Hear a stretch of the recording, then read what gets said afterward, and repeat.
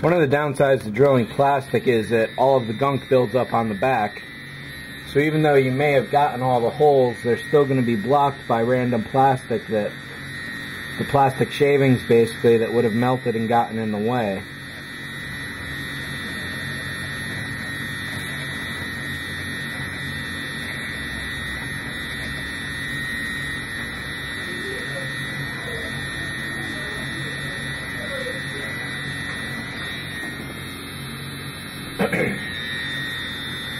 What I've found for a technique, it may be right or wrong,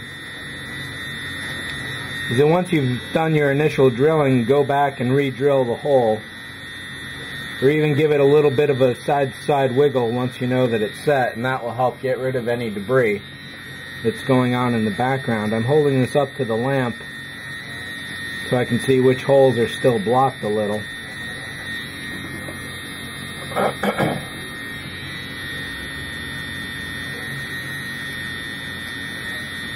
And one trick I've done on other models is to actually go into the backside and drill out that way.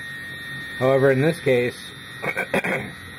since I'm dealing with bare plastic, whereas the brass will center your drill bit for you, you're just kind of left guessing. And what you could do in this case is actually push the brass out if you create a new hole. So that's all of them there. Now, the tool I mentioned that will really help you out when you're doing fine work like this, I got these at the dollar store. They're reading glasses. They come in powers from 1 to 3. And you definitely got to be careful. If you put 3 power glasses on and you try to focus more than half a foot away, you're really going to hurt your eyes.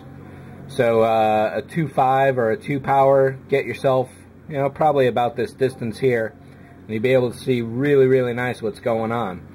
No magnifying glasses to worry about, or no magnifier, standard ones. You don't need helping hands to hold them for you. These sit right on your face. They're cheap at $1 each if you've got a dollar store in your area. So if you accidentally destroy a bunch, get them glued, paint, whatever, you're going to do fine because they only cost you $1. So initially when I started drilling these with the pin vise, it took me probably about an hour to get half of one of these circuit boards done. I'll call it a circuit board, but obviously it's not. Switching over to the Dremel, I did all the rest of them in about an hour. I skipped a lot of that process because it's pretty tedious overall. If you scratch down the back there, that will definitely help you get some clear holes going on for when you go to the fiber optics and you start threading all that through. So this is probably a little bigger than 1/2 millimeter, it looks like.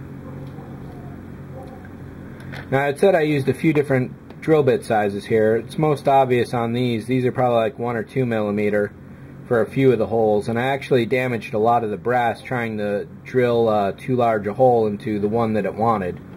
So I definitely don't recommend that. If you can get on eBay or somewhere and you find a big pack of drill bits of a given size, get them.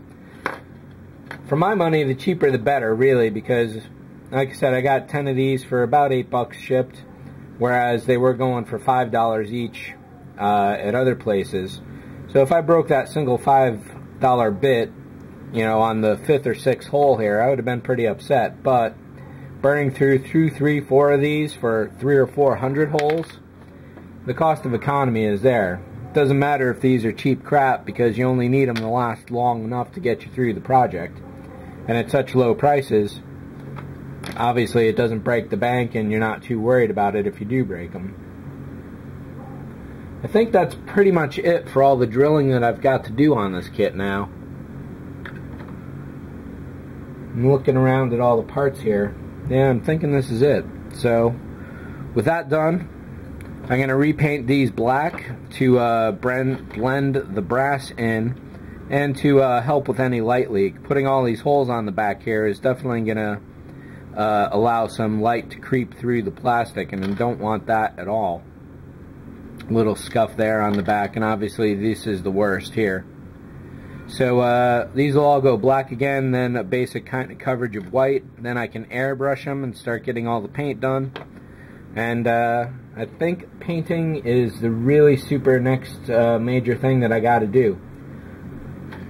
Once all the parts are painted, I can start, like with this piece, I can start fibering up that one, get this in place. It looks like I got a little work to do on the back. I think this is a space pod door, so maybe I don't actually. I need to get a frame grab of the space pod, or even take a photo of it from somewhere and just put this back here with an LED to light up the area, and that'll be good. So one of the next things I'll be doing is putting all the parts together. It's been no time since, well, if you get the DVD for this, obviously this is just the next chapter, but for me, probably about a month has gone by since I put any real work into this. The floor has gotten a little scuffed up, so I'm going to have to re-airbrush this and then seal it in and start getting some really fine sandpaper and go over that. I've got to mask off the central circle and paint the outside there. Looks like I got a little damage here to fix up. And just do a test fit and really assess where I'm at with this. Never worry about taking a break and trying to rush to get back to your work. Take your time. That's the most important lesson that you can have. Never, ever, ever rush any kind of model kits whatsoever.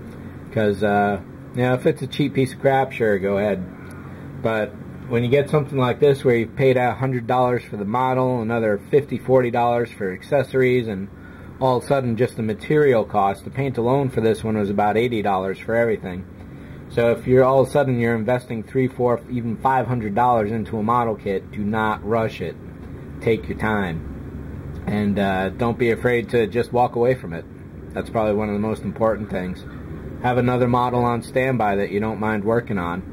So if you get frustrated or anything like that with this one, step aside, work on another one, and get back to it when it's right. It's all about the timing.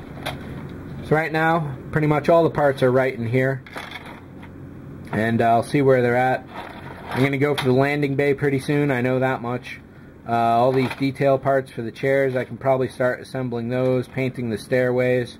And there's a little more brass to do for the control consoles. I'll be getting to them.